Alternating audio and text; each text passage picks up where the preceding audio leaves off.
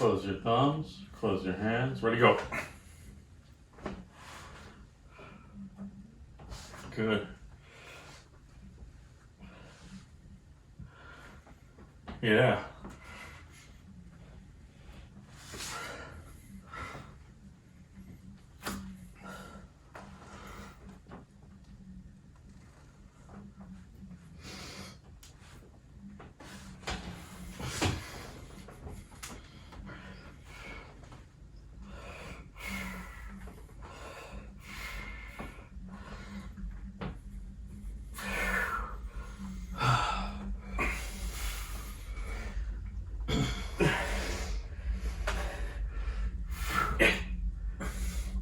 Battle of the hands. Yeah.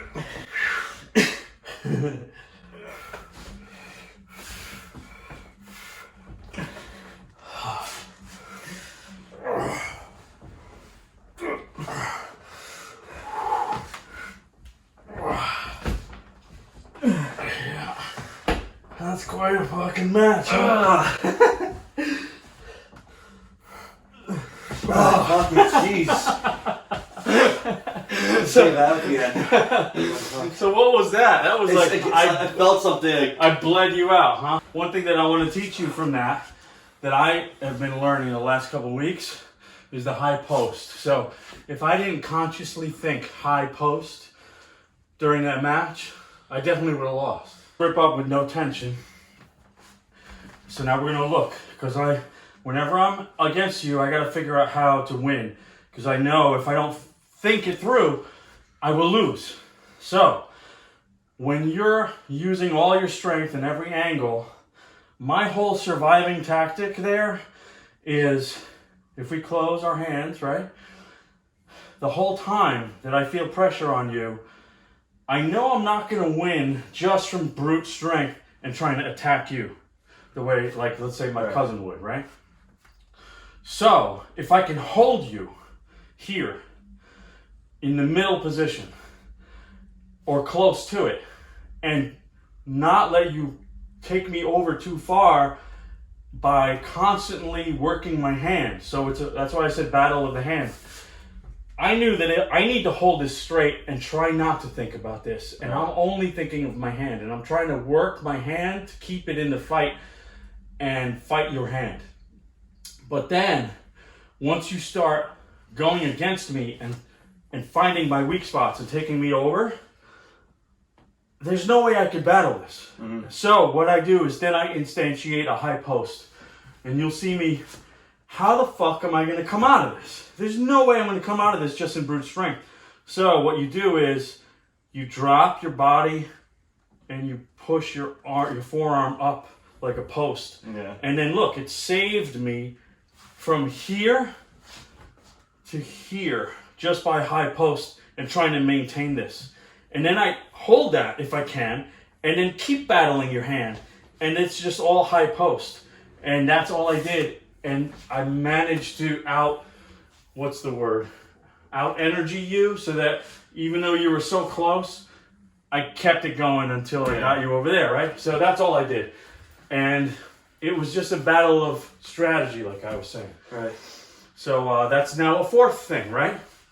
Not only do you have plans of attack, but then you have defensive, stationary positions to try to keep you in the middle where nothing is won and nothing is lost. Right. And the longer you can stay in the middle when you're losing and get back in the middle, the greater chance you have against your opponent to take him over. So what's my defense there so far that I've learned is the high post. Because if I'm here with you and we start and I'm losing every way, I'm losing, then I didn't start in a high post, you know? We didn't start the match where I'm like, okay, let's go, right? What's your footwork like? So my feet actually stayed up the middle. I never did anything weird. Yeah. And when I high post, I need to drop my body. So I bend my knees and drop my hips. But my torso is rubbing up against the table. So I'm up at the table and pulling. Your shoulder is, super high up. Yeah, so all I'm thinking is I'm imagining my arm is just a stick and I'm trying to drive that stick up, almost as if I'm aiming my knuckles at my face, but up also. So here's another thing. When you go to the gym and you do shoulders, you know how to train for high post? What's that? If you do dumbbells and you do your standard dumbbell shoulder presses, if you want to train for high post, take a dumbbell that's not quite as heavy as your max lift for dumbbells, for shoulders, and hold it out in front of you. Like that? And then do this. And that actually trains for a rising, Do you have any dumbbells? a shoulder rising. Yeah, actually I have a 20 right here. So you can totally feel that. So, like that? So pretend you're at the table, and then just lift straight up. Yeah, that's good. Yeah, so that's training your shoulder for a strong high post, so that when you come in here, it's shoulder pushing your arm up.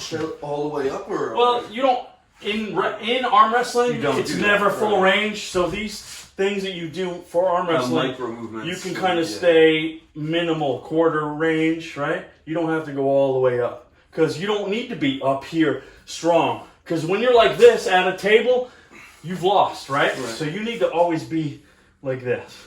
Yeah. Yeah, it feels good. So that's an extra thing also. I have not really trained that yet, but I'm looking to work that in. Right. More and more every time. Exactly. It's always little by little, right? Right. So we're pretty beat. Are we done? My right, I can't. Yeah, this Maybe we could pull a little bit with left. left if you sure. want. Yeah. We never have to assume that everything that is true in your right is also true in your left. So as you go from arm to arm, you may find a totally different schizophrenic personality of strength here that doesn't exist here. So you become a different person, or you're two halves of two different warriors at the table. Right. No one's necessarily the same in both arms. I think we were now getting more into the intricacies Of the attack. Yeah. Yeah, because when you go to... Here it's more strategic and not just a bunch of meatheads. Yeah, we're preparing ourselves for meeting up with a stranger Right. and being able to attack them. But you think of the vast majority of people who arm wrestle just for fun, like at bars and just amongst friends, and they don't, like 99% of this doesn't even factor. Right? No. It's literally just, I'll push you. They're push just me. very strong. Right. And they know they can beat 80% of anybody out there at any given time. Right. They're not thinking about their wrists or what's going Yeah. on, or their hand movements or anything. Right. It's like... And it's going to be over quick. So if you're in a battle with somebody and suddenly they're micromanaging your hand, You know that actually... then it's like, oh, I didn't want this, right? Right. Close your thumbs, close your hands, ready, go.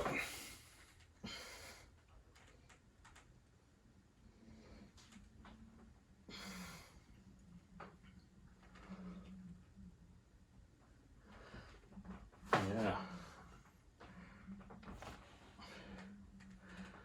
And even though I'm weak in all kinds of things, I'm going to try them because I need to go into those practice, those right. weak rooms and try to make my presence more frequent in those weak areas.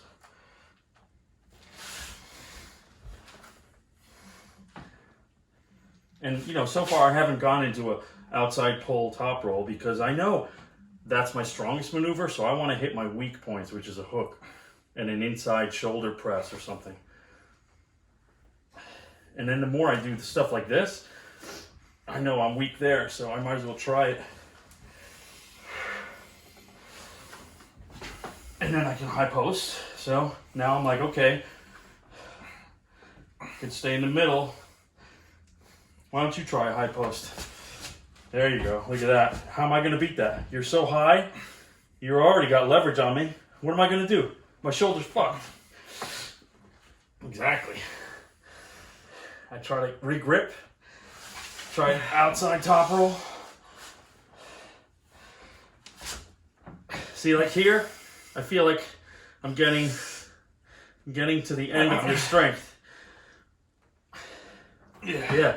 See, like I'm not good at hook press, but I can wear you out to try and get you there.